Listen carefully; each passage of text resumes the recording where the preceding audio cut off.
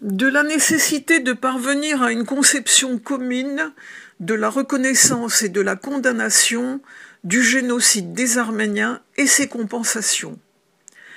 Ce 105e anniversaire de mémoire et d'office des morts pour les victimes du génocide des Arméniens montre nos manquements concernant les questions de la reconnaissance, la condamnation du génocide des Arméniens et ses compensations. À ce jour, le panturquisme en tant que théorie de la xénophobie, de l'intolérance et du racisme n'est pas jugé. Il n'y a pas de point de vue commun sur la période réelle du génocide des Arméniens. Ne sont ni précisés ni exposés les deux côtés, que ce soit celui des participants à ces actes de génocide contre les Arméniens, ni les recueils de documents pour une compensation totale des pertes subies pendant les actions génocidaires entreprises à l'encontre des Arméniens.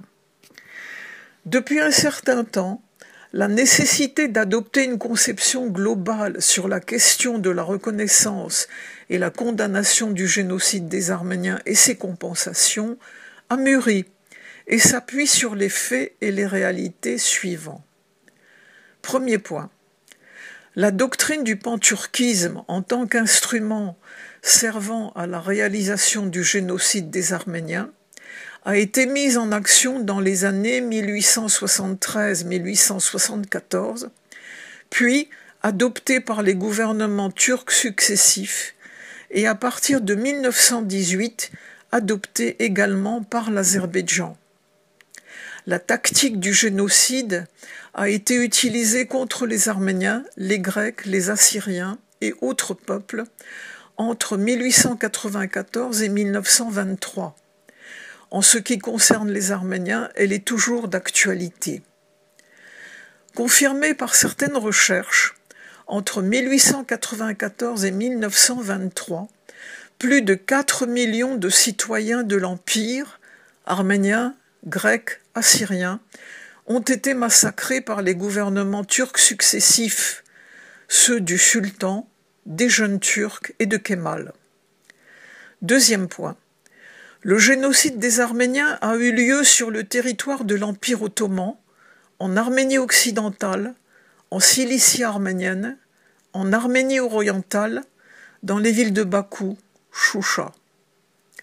De 1918 à 2016, les gouvernements successifs d'Azerbaïdjan ont continué cette politique innommable sur les soi-disant territoires de la République Azerbaïdjan, à Sumgait, Bakou, également à Choucha, au Nakhitchevan, en Artsakh, à Gardmane, Ganzak, Maraghe, Shaumian, Talış et autres territoires arméniens.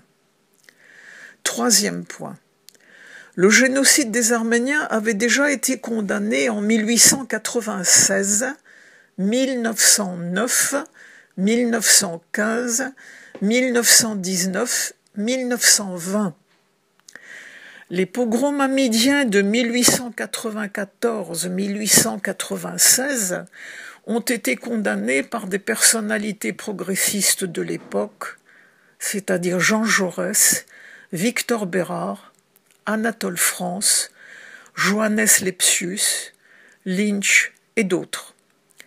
Les pogroms d'Adana en 1909 portaient la même signature, celle des autorités turques, dont les exécutants étaient les foules nationalistes galvanisées et les bandes kurdes avec le soutien de l'armée turque. Plus de 30 000 Arméniens ont été victimes des massacres d'Adana. Des débats judiciaires ont bien eu lieu en relation avec ce fait de génocide, mais ils n'ont revêtu qu'un caractère formel. De plus, un incendie a été provoqué dans le but de faire disparaître des documents juridiques. Malgré cela, de nombreux documents ont pu être sauvés et sont conservés à ce jour. Le 24 avril 1915, avec l'arrestation de l'intelligentsia arménienne à Constantinople, commence la vague phénoménale du génocide des Arméniens, qui a continué jusqu'en 1923 et n'a cessé jusqu'à aujourd'hui. Le bilan de ce génocide des Arméniens est de plus de 1,5 million de massacrés arméniens, un demi-million déportés qui ont constitué le flot des réfugiés et des bannis. Quatrième point, le 24 mai 1915, la Grande-Bretagne, la France et la Russie ont, dans une déclaration commune, condamné les pogroms organisés par les jeunes Turcs et qualifié le génocide des Arméniens d'avril 1915 de nouveaux crimes de la Turquie contre l'humanité et la civilisation.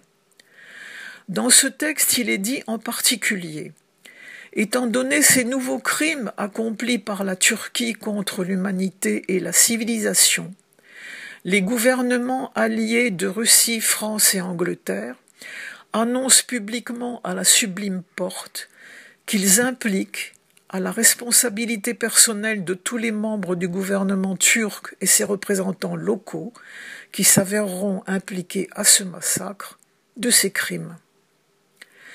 L'Empire ottoman, artisan du génocide des Arméniens, a été l'un des premiers à le reconnaître et le condamner. En 1919-1920, à Constantinople, un tribunal militaire spécial a organisé le procès des responsables jeunes turcs, membres et gouverneurs du gouvernement turc, sous 2 chefs d'accusation: avoir entraîné l'Empire dans la guerre et avoir organisé les massacres, le génocide et la déportation d'Arméniens, citoyens de l'Empire. Il a requis la peine de mort immédiate ou par contumace pour les responsables jeunes turcs suivants: Talat, Enver, Cemal, Nazim, Kemal Bey, Cemal Azmin, Naim Bey, Behedin Shakir et quelques autres. C'est ce qu'ont accompli par la suite les vengeurs arméniens dans le cadre de l'opération de vengeance Némésis. 5e point. Au 1er janvier 2020, le génocide des Arméniens perpétré entre 1894 et 1923 sur le territoire de l'Arménie occidentale, la Cilicie, l'Empire ottoman, l'Arménie orientale, les villes de Bakou et Choucha, a été reconnu et condamné par 39 États, dont 2 superpuissances, les États-Unis d'Amérique et la Fédération de Russie, et par d'importants pays d'Europe, d'Amérique latine et du Proche-Orient. 6e point, les dommages subis par les Arméniens et l'Arménie en relation avec le génocide des Arméniens sont proportionnels à la période où le génocide a été perpétré, c'est-à-dire entre 1894-1923 et 1918-2011. L'inventaire et son évaluation doivent être faits sur la base de ces faits et événements, chacun appuyé par ses propres recueils de documents qui serviront aussi bien à évaluer individuellement, collectivement, que pour condamner le crime et les dédommagements pour les pertes subies. 7e point. Ainsi, le génocide des Arméniens constitue un crime international contre l'humanité et la civilisation. Les massacres et déportations d'Arméniens entre 1894 et 1923 portent le nom de génocide, d'après la Convention de l'ONU de la prévention du crime de génocide et sa condamnation du 9 décembre 1948.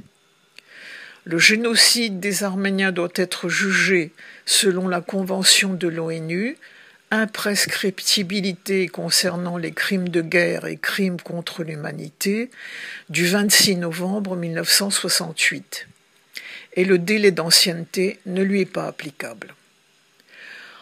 En conclusion, on peut constater que le génocide des Arméniens continue à l'heure actuelle.